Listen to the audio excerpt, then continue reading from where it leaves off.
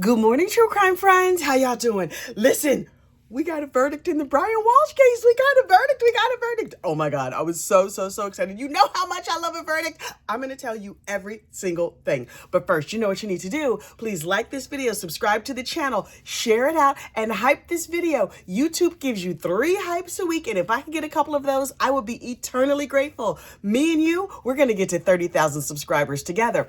Okay, so picture it. Yesterday, the courtroom in Norfolk County. I think it's Norfolk County. So just a quick rewind. Brian Walsh was on trial for the unfortunate unaliving of his wife. According to Brian, he came upstairs and found her no longer on this mortal coil. So he did the only thing he could think to do: cut her up into pieces and throw her away. Now, I know you're saying to yourself, but self, that is not at all reasonable. That's what I think too. The state was like, he got mad. He unfortunately unalived her and then disassembled her and threw her away in assorted trash cans. So the jury has the case, right? They're out, and on Friday they started deliberating, and I was like, oh, well, obviously he did this. He had all those terrible Google searches. He did so many terrible things, and then over the weekend, some guests came to my channel. Emily C. and Kimberly came to my channel, and they were like, what if the mama did it? And I was like, what if the mama did it? The jury can see that creepy behind mama sitting over there in the gallery. What if they're like, he seems real murdery, but his mama looks extra strange, creepy. So who knows, right?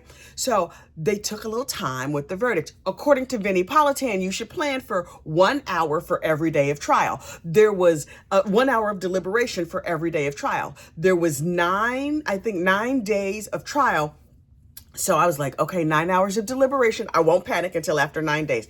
5 hours and 47 minutes later, there's movement in the courtroom. And I was like, is it a question? Is it a verdict? What is going to happen? Oh my God. So the judge comes in, right, with the gorgeous hair. And I was just like, hey, Judge, hey, what do you use on that hair? And so it didn't seem like she had a verdict. She was just like, okay, is everybody here? We have a verdict. And I was like, I broke all the way out. So she comes in, and I'm like, my heart's beating fast. And then the jury comes in, right? Brian Walsh stands up, and his face is very placid, but he's going like this, like, you know how like when you have tension in your neck and in your jaw and you're trying to relieve it? And I was like, oh, Brian is stiff. He's very stiff. He's anxious. He know he did this. So the jury comes in, and it happened very fast. They were like, ladies and gentlemen of the jury, have you reached a verdict? And you hear this little voice, a disembodied voice, because we can't see the jury, say, yes, we have. And they say, what say you? And the jury says, guilty. Now, here is where I had to either slow the tape down or speed it up, because Brian Walsh went, like, that seems right. Yeah, okay. Yeah. And they said, guilty of what? Here was where the real shocker was for me. Murder in the first. I literally screamed out loud. Y'all, the scream I screamed. I was just like, ah!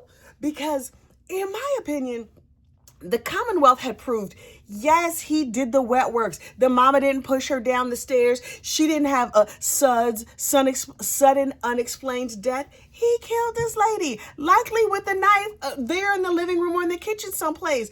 But based on the searches, the Commonwealth proved he did all these weird Google searches. How do you dispose of a body? What's the best way to cut somebody up? What should I put on my murder shopping list? I'm going to need to clean up this place. This unfortunate unaliving has left things very, very messy. What should I do about that? All of those searches were after the wet works were already done. There were no searches that showed far in advance of the crime. He did a whole lot of research. So I was like, they can obviously get to second degree, partially because they don't want this dude to go free. They're like, I don't want to be down at the Stop and Shop pushing my cart and be like, it's Brian Walsh, like 10 years from now or something, right? So the fact that they came back with murder in the first, I was like, right, they have not been inundated with the 100,000 conspiracy theories that I have been listening to over here on the internet. Because listen, you sit here long enough in verdict watch and you're like, wait. Maybe she did have sudden unexplained death. I don't know. I'm not a medical person. But this jury was like, listen, We have things to do. It is holiday time. We got Festivus presents to buy. Hanukkah is starting soon. Christmas, all the holidays. When is Eid? That might be coming up too, or maybe recently passed, unclear. So the jury is like, he did this. Murder in the first degree. Yep. And so Brian was just like, sir, you agree with the jury? You agree with the jury? Okay, here's the other thing. We found out over the weekend that his mom had been in the court for every day of the trial, most days of the trial, and she was looking over the whole situation, surveying her ratchet baby boy to make sure he didn't get found guilty of anything, or to make sure she was there for him when he got found guilty of anything. Mom was not in trial yesterday when the verdict was read. How hard is she crying? Does she cry? Do ice cubes fall when she cried? I'm like, she was a cold one. Did you see her, Cruella de Mom? Yo, she is one scary heifer. I expect her to have like one of them spotted Dalmatian dogs, and she wants to do evil things to them. I'm just saying. I'm not saying that's facts. I just made that up. I feel it in my spirit. But she's a little stiff. Also, she's out here in these free streets, uncharged with anything. So, hey there, Cruella de Mom, Diana Walsh. I'm sorry for your loss of your beloved son. Does she have the internet? Does anybody know if she has the internet? Oh, Black Jesus, I'm scared. Okay, so the jury gets polled. Brian gets found guilty. Brian nods in agreement, in my opinion. The jury gets polled, and the judge was like, poll the jury or whatever. They're like, juror 1, juror 2, whatever. They go through all the jurors, and the jurors are like, he did that. We don't want to see him out here free. No, LWAP his behind. That's right. Life without the possibility of parole, right? And so the judge is like, thank you so much, jury. She says some kind, judicial words and stuff, and Brian sits down. And I was like, okay, maybe he's fine with this. He seemed a little stiff, but he was just like stiff upper lip, stiff back. And then the judge was like, okay, so when would you like to do sentencing on this? I'm thinking, okay, so maybe January 20th, maybe February, something like that. The Commonwealth was like, we free Wednesday. Can you do it Wednesday? Because I was like, Wednesday, like 2 days from now? They are not playing with his behind. Now, the judge was like, okay, we have to make sure we get all the victim impact information in and all that stuff. So they sort of played with schedules and ultimately tentatively planned it for this Wednesday. Here's the thing I had not thought about. Obviously, Anna Walsh's sister and mom will send, I don't know if they're going to be on Zoom or if they're going to send letters or whatever with their victim impact statements. The children also will send victim impact statements. Y'all, at the time of this crime, these children were 2, 4, and 6. I believe the crime happened 3 years ago. I didn't come here to math. They're still very young. They're still all in elementary school. To lose both parents and that very creepy grandma. Will creepy grandma be a part of their life? Kind, loving grandma with her dog. I'm nervous. But allegedly, this case has been big, huge, gigantic news in Serbia, where Anna is from. I hope that the Serbian grandma or Anna's sister gets custody of the kids and raises them to be healthy and happy and wonderful children. Unlike that Brian Walsh. Will they ever see their daddy again? I have so many questions. And then after everything was said and done, you can see Brian calmed down a little bit. He sat down and he put his hands out and they put those nice red handcuffs on him and they shackled his ankles. And then he was like, penguin walking, the shackle shuffle into the back room where they took off most of his street clothes or whatever. And then one of the local Boston news stations had footage of him leaving the courthouse. Now, call me crazy. In most modern day courthouses, I thought they took you down to the basement and put you in a van and drove you off someplace. This is 100-year-old courthouse. So things are running the same way they did 100 years ago.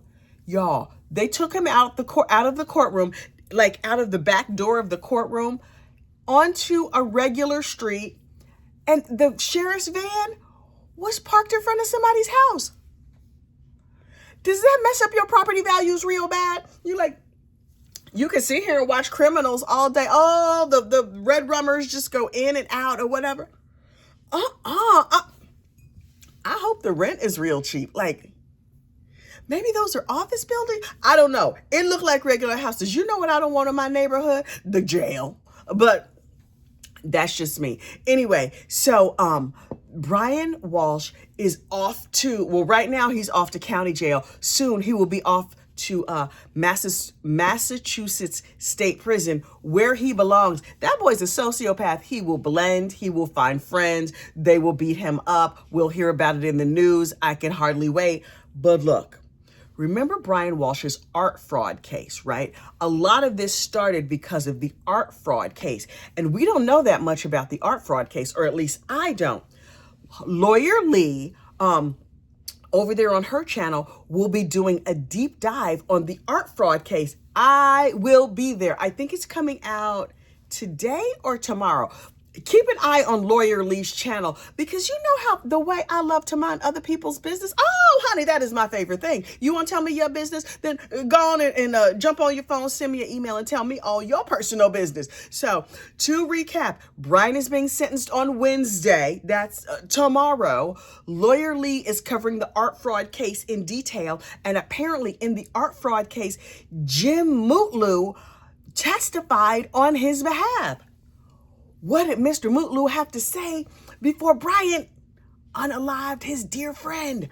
Yo, I will be living for it. I have an entire Brian Walsh playlist. It is linked in the description box of this video. So if you missed one day, if you missed one video, get on down there in the description box of this video and get all caught up. In the meantime, who are we covering next? What evil Mama Luke lurks among us? We about to find out. Y'all be safe out there, and I will see you next crime. Bye.